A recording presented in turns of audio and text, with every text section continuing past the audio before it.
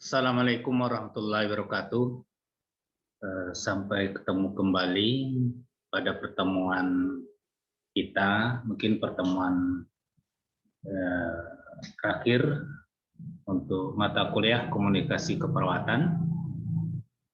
Pada pertemuan kali ini kita akan membahas tentang hubungan antara perawat dan klien atau pasien.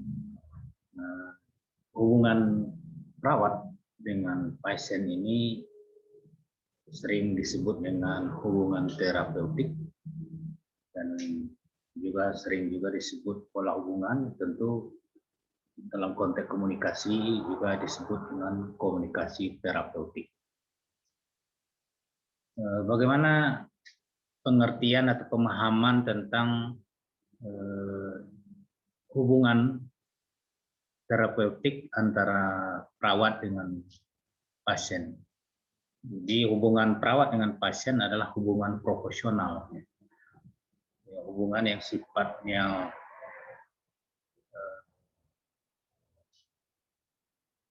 yang melibatkan pengetahuan, keterampilan, dan etika, bukan hubungan sosial yang lebih pada hubungan karena keterkaitan emosional atau pola hubungan sosial. Tapi hubungan perawat dengan pasien adalah hubungan profesional dalam kaitan menjalankan tugas atau profesi. Jadi yang dimaksud dengan hubungan terapeutik antara klien dan perawat adalah hubungan timbal balik yang intim melibatkan pikiran, perasaan, dan sikap antara perawat dan klien. Di sini kita ambil kata kunci sini adalah hubungan timbal balik intim. Timbal balik dan intim, jika ada kehangatan. Timbal balik seperti dua arah. Jadi hubungan yang dua arah antara perawat dan pasien dan perawat. Di sana melibatkan pikiran, perasaan, sikap. Ya. Jadi dalam bahasa profesi sering disebut dengan kognitif, melibatkan pengetahuan, akal, afektif, perasaan, etika, sikap, dalam membina hubungan yang dalam rangka mencapai tujuan dan sebutnya itu mencapai kesembuhan atau terapi. Nah, hubungan perawat dan klien yang terapeutik ini merupakan hubungan yang menggunakan diri sendiri. Jadi perawat tampil dengan menggunakan dirinya sendiri. Dia tampil dengan karakter dirinya sendiri, sesuai dengan kapasitas dirinya, pikirannya, pengetahuannya, perasaannya, sikapnya. Dia menampilkan siapa dirinya sendiri. Kemudian menggunakan pendekatan khusus dalam menciptakan hubungan dengan perawat, antara perawat dan pasien,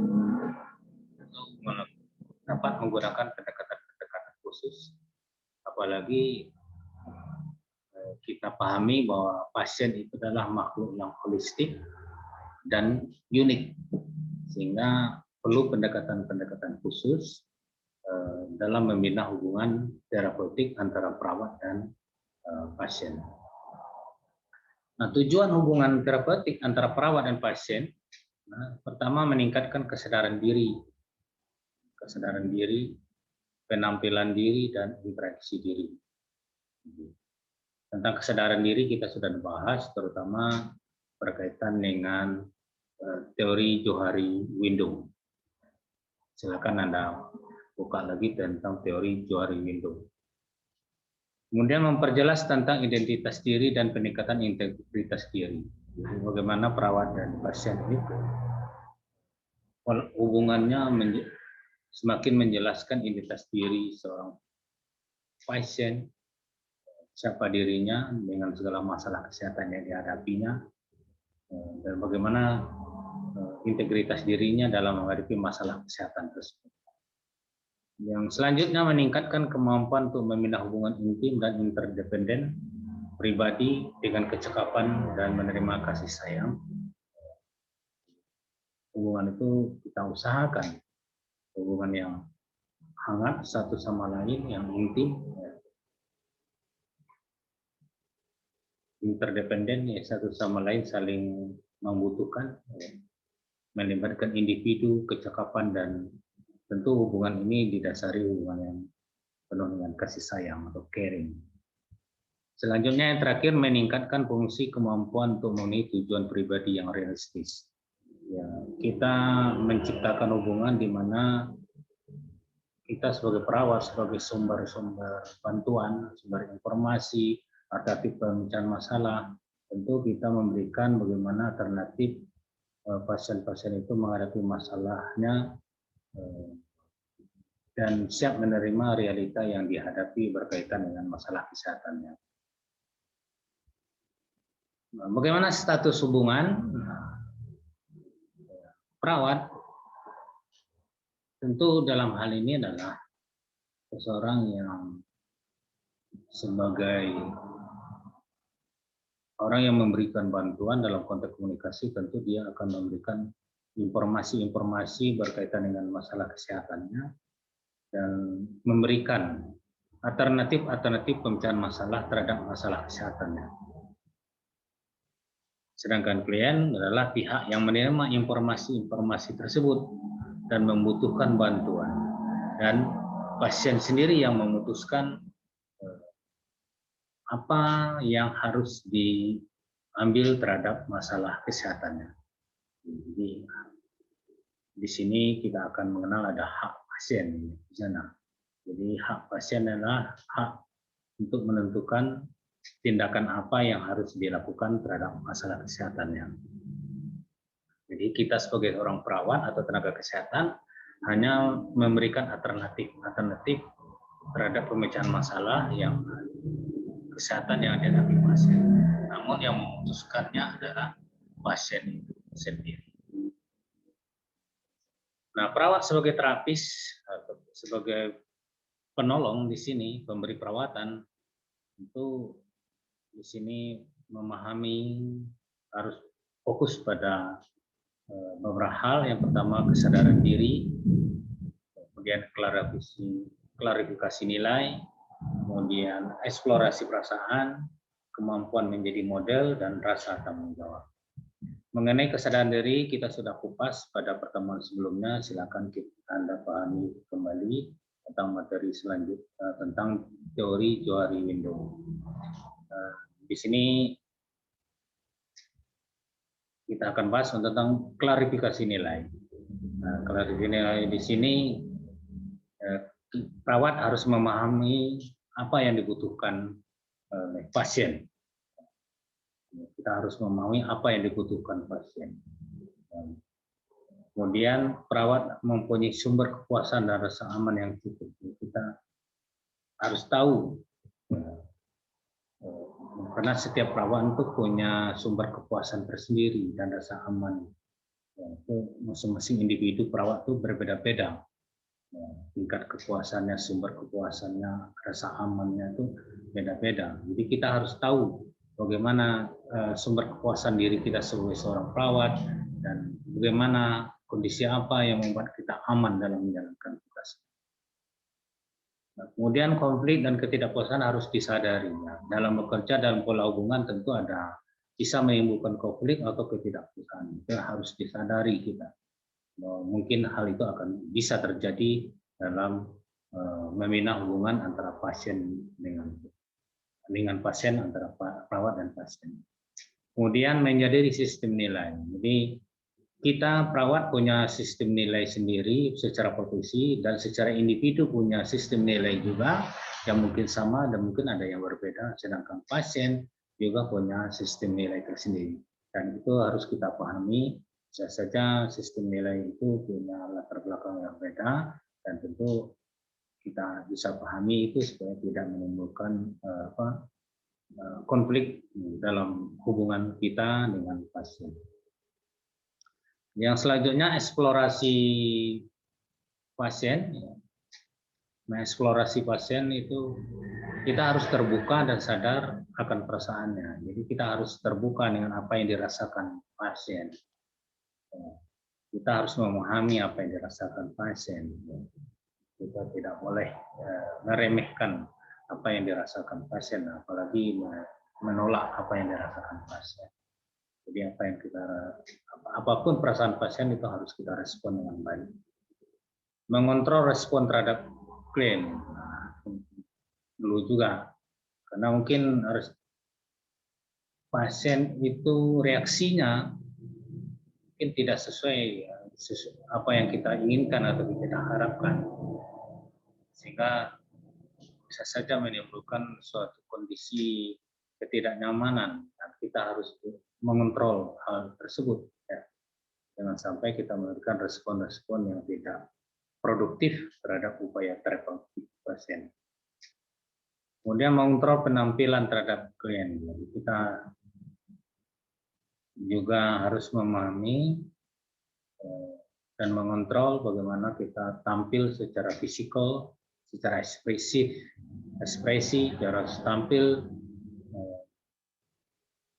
sehingga menciptakan kepercayaan dan kenyamanan kepada pasien. Kemudian yang selanjutnya, perawat dalam hal ini juga dituntut harus mampu menjadi model. Jadi model, karena kita sebagai pemecah masalah bagi pasien, maka kita juga harus mampu memberikan contoh. Jadi model, kita mampu menyelesaikan masalah secara konstruktif, secara baik. Ya. Jangan kita hanya mampu memberikan solusi, tapi mampu memberikan contoh dalam menyelesaikan masalah. Jadi, kita harus memberikan contoh bahwa kita mampu menyelesaikan masalah secara konstruktif. Kemudian ide dan pikirannya baik jika perawat terlepas dari masalah. Ya. Jadi kita akan bisa memberikan suatu hal-hal yang baik juga terhadap pasien apabila kita mampu menyelesaikan masalah-masalah yang ada pada diri kita atau pada lingkungan tempat kita kerja. Kemudian perawat harus sadar akan kelemahan dan kekurangan. Nah, di sini harus kita introspeksi diri, di mana titik lemah kita dan kelemahan kita, sehingga kita bisa minimalkan dalam hal kita berinteraksi dengan pasien. Ya. Jadi jangan sampai kelemahan-kelemahan kita atau kekurangan kita itu malah mengganggu hubungan kita dengan pasien, sehingga bisa menimbulkan atau kehilangan kepercayaan pasien terhadap kita sebagai seorang perawat.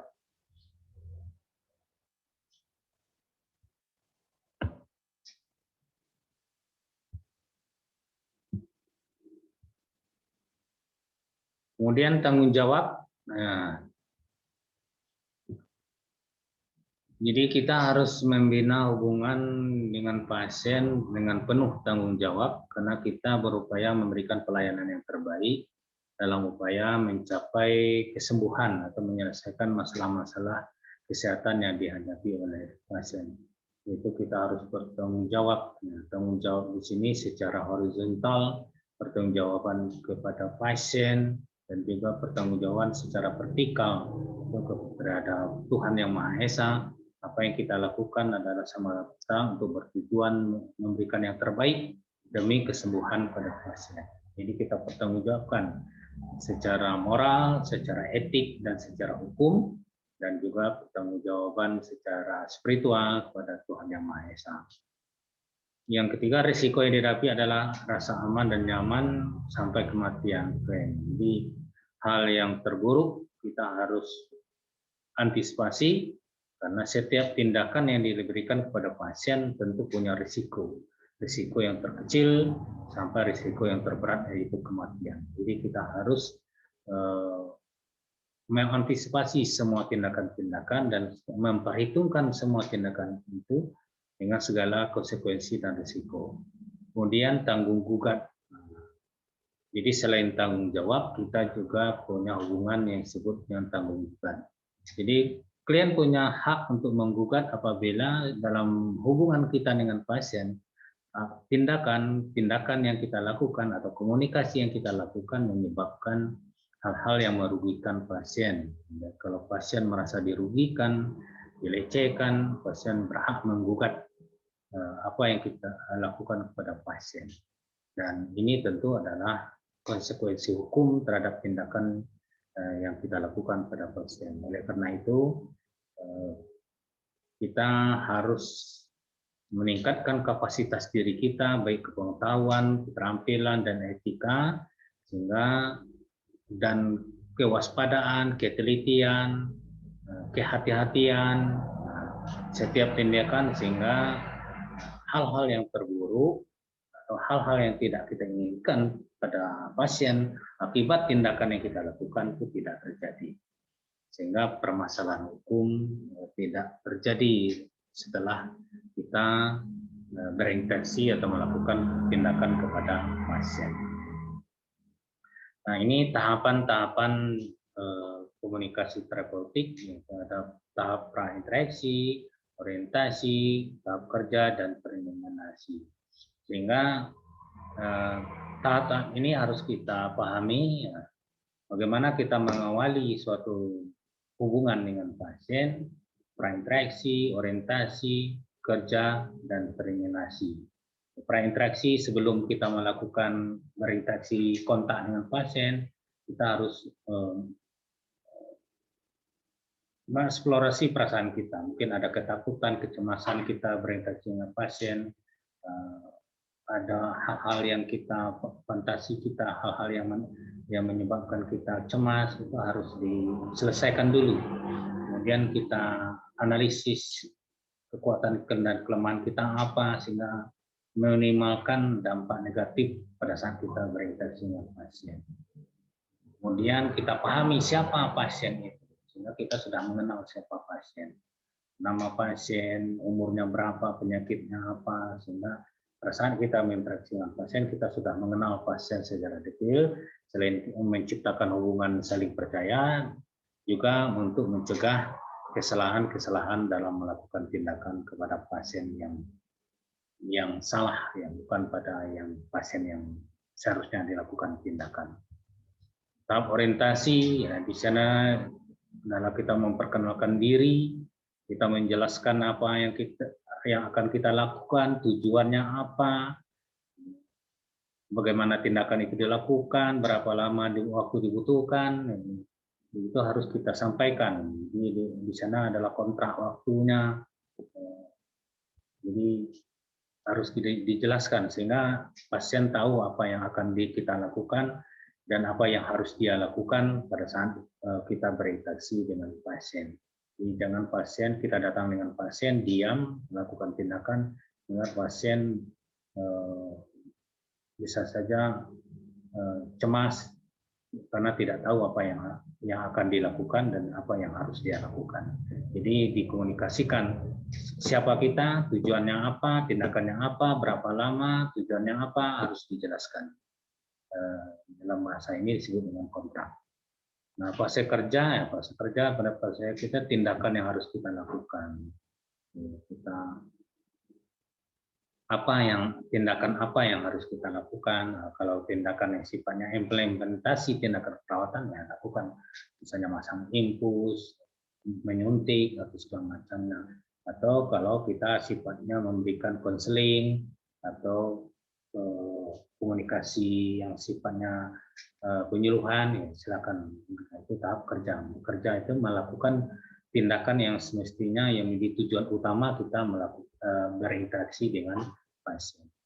Kemudian terminasi itu mengakhiri pertemuan. Jadi tentu kita harus mengakhiri pertemuan-pertemuan kalau semua apa yang menjadi tujuan utama tindakan kita pada hubungan kita dengan pasien itu sudah kita lakukan, maka kita harus mengakhiri pertemuan itu, menjelaskan dan mengucapkan terima kasih kepada pasien bahwa tindakan yang telah kita lakukan.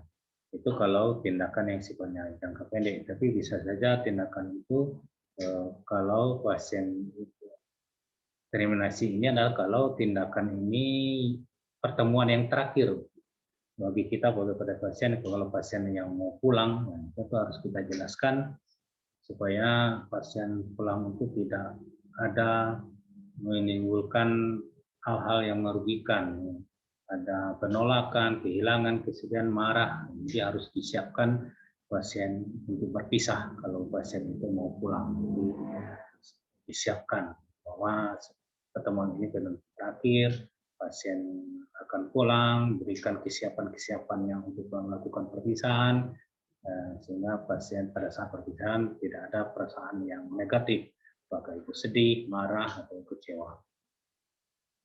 Itu penjelasan tentang hubungan perawat dengan pasien yang sering disebut dengan hubungan terapeutik dan sering juga disebut dengan hubungan caring.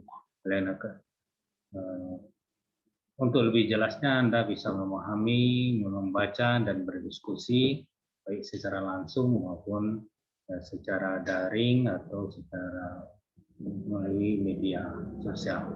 Serasa demikian penjelasan dari saya. Terima kasih. Mudah-mudahan ada manfaatnya. Assalamualaikum warahmatullahi wabarakatuh.